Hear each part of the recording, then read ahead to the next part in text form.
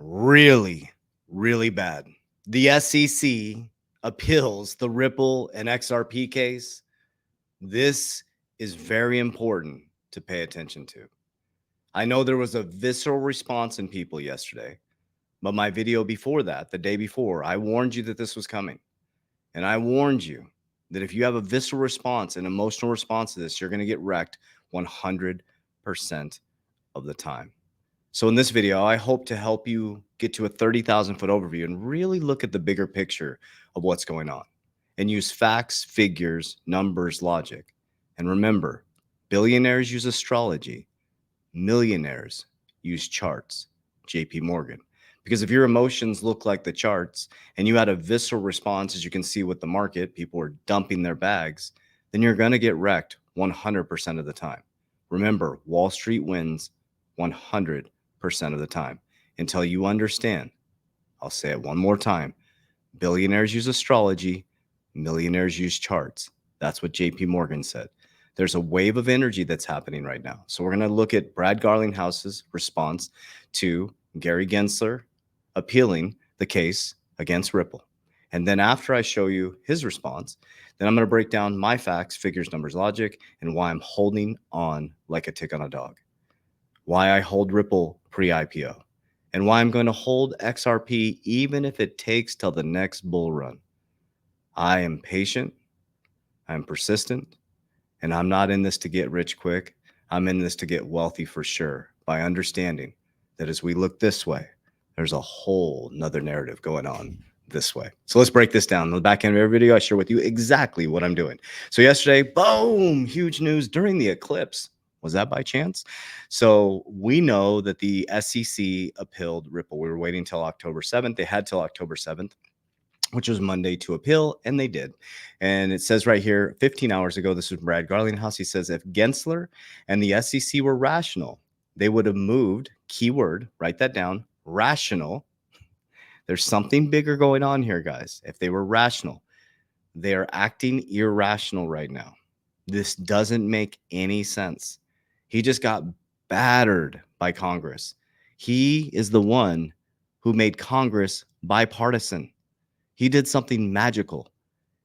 They dislike him so much, they become bipartisan. The key word right here, rational. If Gary Gensler were rational, they would have moved from this case a long time ago. It certainly hasn't protected the investors like you and I, and instead has damaged the credibility and reputation of the SEC. Somehow, they will still haven't gotten the message. They lost everything. Oh, excuse me. They still haven't got the message. They lost everything that matters. Ripple, the crypto industry, and the rule of the law have already prevailed. What does it say? Well, we fight in court for as long as we need. Let's be clear. XRP status as a non-security in the law of the land today. It is not a security, guys. And that does not change even in the face of misguided, infuriated appeal.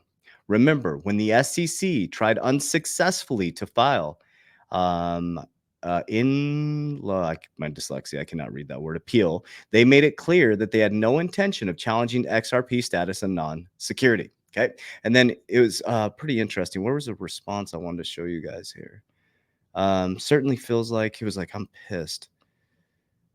Oh, I wanted to show you guys that.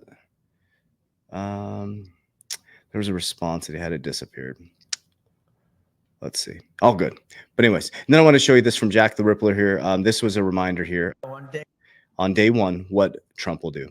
On day one, I will fire Gary Gensler and appoint a new SEC chairman.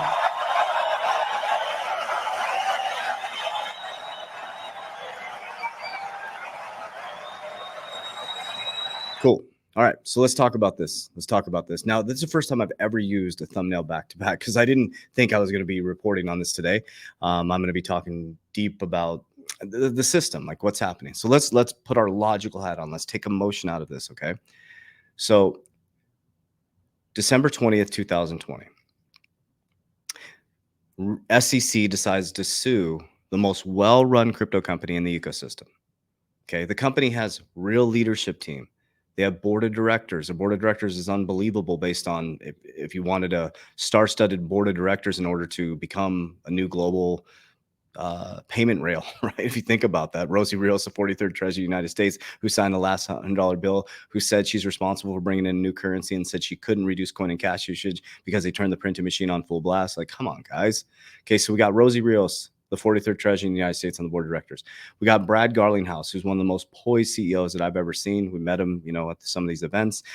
We got David Schwartz, who's one of the smartest people that I've ever seen even speak. It's absolutely bonkers how smart this guy is.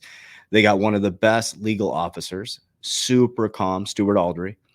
They have a star-studded team. Monica Long, she's a badass. This is a badass team, guys. I run multiple companies. I'm a CEO. I have CFOs, COOs. We understand when there's a badass team running a company. Number two is they have tons of capital. These fees are nothing to them. It's a drop in the hat. Okay, so December 20th, 2020, they go after the most well-run crypto company in the ecosystem. Okay, that was the first signal to me that I need to go all in. This is what my opinion and what I did. Okay, I'm telling you exactly what I'm like, wait a minute. This makes no sense. Remember, some of the biggest companies that the SEC sued became some of the largest gains on businesses. You got Elon, you got Google, you got some of the biggest companies in the world were all sued by the SEC. It's always the most disruptive technologies. Okay, so they initiate this case against Ripple. Okay, Jay Clayton does this. Then Jay Clayton bounces like 3 days later and he goes to consult for a cryptocurrency firm. I think it was One River Capital or New River Capital. That cryptocurrency firm had increased their position in Bitcoin and Ethereum just a couple months earlier. So now he goes to consult for a cryptocurrency firm. And all you got to do is chat GBT, go do it. Jay Clayton, the boards he's on. He sits on the board for the bank bail-in committee. He became part of the board in 2022 January, which is responsible for bank bail-ins. So he initiates a case against Ripple, one of the most well-run companies with one of the most disruptive technologies in the world, that literally is going to be part of an ecosystem. And there's going to be many others, but it's a big, huge solve for the liquidity crisis. Okay, it solves the double spend problem. I came from banking. I understand what this solves from a banking perspective. It's massive. The double spends problem.